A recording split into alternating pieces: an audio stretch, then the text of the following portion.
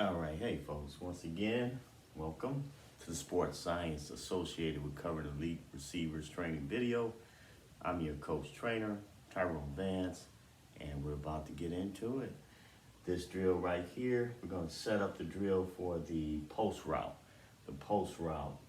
Now, why do we want to set these drills up? Because we want to understand the importance and learn how to read routes.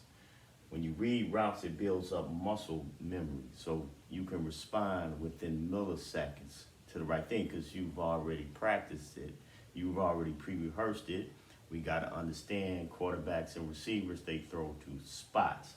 Now, I will say it's week one of NFL 2021, and I'm still seeing a lot of speedy guys and let's go over this. Is not how you use your speed. It's not your speed, but how you use your speed that counts.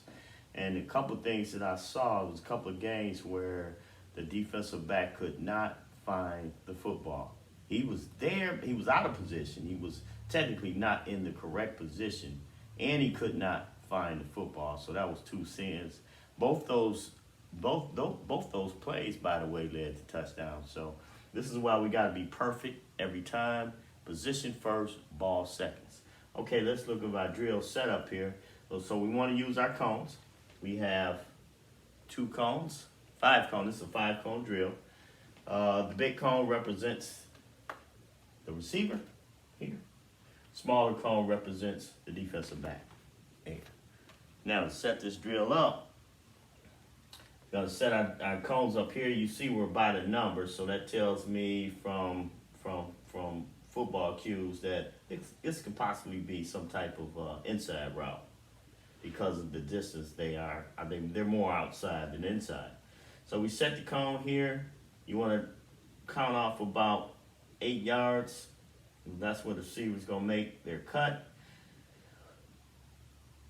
And then you want to count out another 7 yards here because that's probably where the quarterback is going to throw the ball here. He wants to get to this spot right there off that post route, off that cut. Now conversely, DBs, we want to be 4 yards back. Why 4? So the average NFL speed, now it depends. You could need to be 5. It depends. The average NFL speed is 4.48. And by the way, guys, back when I did this a couple of decades or so ago, she was back in the late 70s, early 80s, but I used the same technique off the ball exclusively. I've rarely ever used press coverage, which we used to call bump and run back then.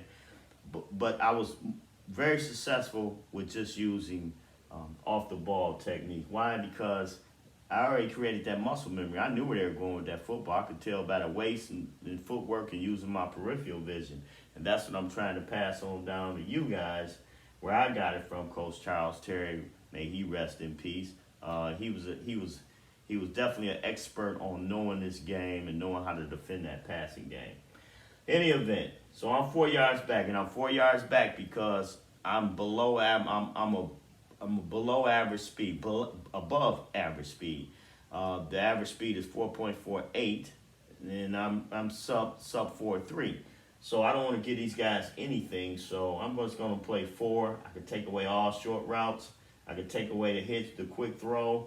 I got an advantage right there. Now, when I'm exploding into my back pedal, and by the way, that's why we work some of these drills that I'm trying to show you guys on educational drills and skill development drills on how to build up an explosive back pedal. You got to have an explosive back pedal. So you set the drill up here. You want to walk off 8. You want to go back 8 additional yards. Now, when you go back 8, and by the way, 8 is probably the furthest you can go backpedal without a receiver eating up your cushion.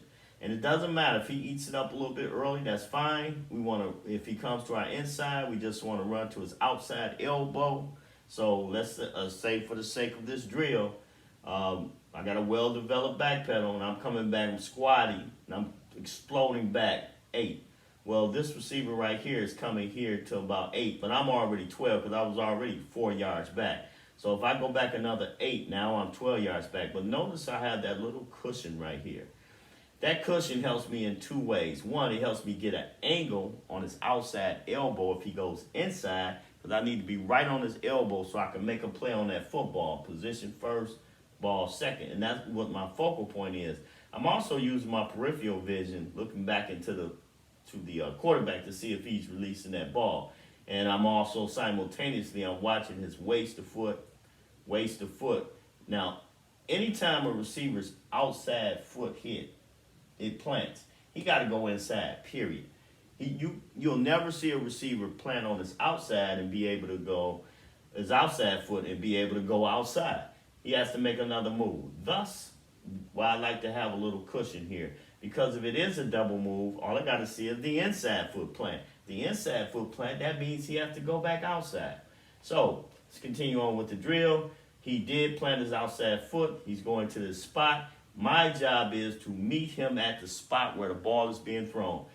By the way, this distance here is the same distance from here to here. It's a perfect triangle. So now I'm giving myself a good advantage, at least the same opportunity to get to that football as the receiver.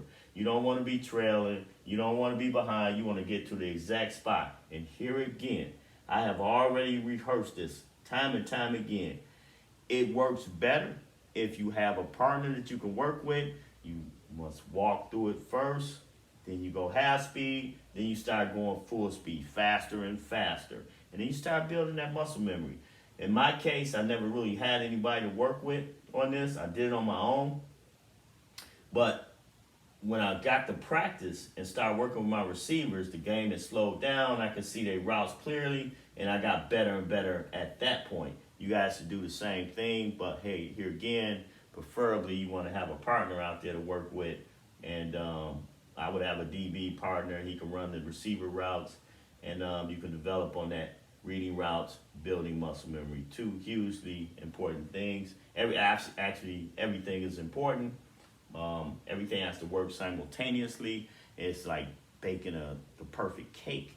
Everything has to work. Reading routes, muscle memory, explosive back pedal, waist to foot, peripheral vision, exploding off the back foot. Exploding off the back foot, what I mean by that is, once I see this receiver here commit to that 8-yard post route, I'm going to plant my back foot and drive into that spot like a sprinter, so I can get there just as fast as he's going to get there. And time to find that football and hit the point of that football, stripping his outside arm down.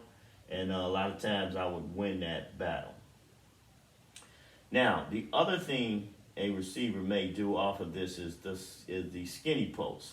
Instead of a deep post here, deep cut here, he will break that out further. Say single high safety. They want to kind of hit right between that little zone right here before the safety can get over. Quarterback's gonna hold that safety with his eyes. He's gonna hold them, and then he's gonna come back and throw it here. Well, I got that little cushion that I have. He's gonna eat that cushion up. But when he comes past me, all I'm gonna do is flip my hips, and again, attack his outside elbow, so I can get my hand on that ball. If it's slow, if it comes out late, I can get a jump on that and pick that off, which I've done before.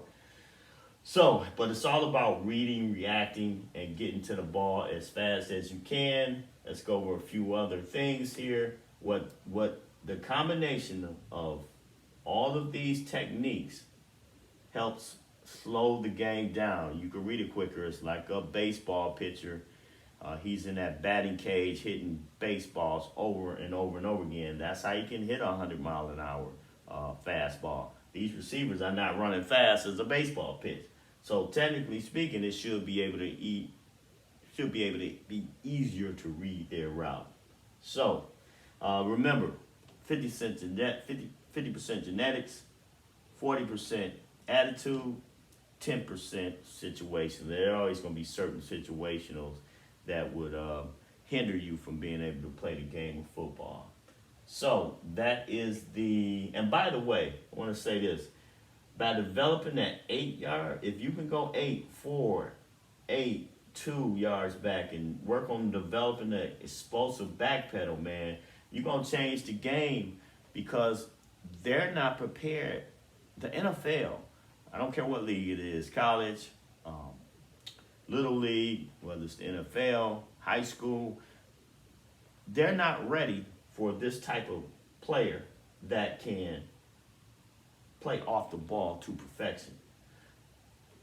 You want to learn this, and you can use press too, but think about this. If you have mastered two different techniques, you'll be twice as good. Because now they don't know, it's more film work that the receivers has to do to try to beat you. You come up on press like when we used to come up on bump and run, but then we'll bag out into my 4-yard set, and he should throw the offense off a little bit and gave me a little bit of advantage. They didn't know if I was going to bump and run them or bag out of it. In most cases, I bagged out of it, but I'm saying it just gives the quarterback more to think about. So that's it for the post drill. We're going to set up the next drill. You'll see it in my skills development library. Anything you need to work on, I'm suggesting that you work on all the drills, but you definitely want to review all the drills on the route tree. And I'm gonna cover some other things too, like the fade route. I'm gonna cover that. There's some variations here, so I'm gonna cover that as well. I'm gonna cover goal line too, because goal line we play a little bit differently on certain routes, but I'll have that put up as well. You guys can see it, go to it. Thanks for subscribing, and enjoy the rest of your day. Work hard, and hopefully I'll see you in a better disposition on the field. Peace out.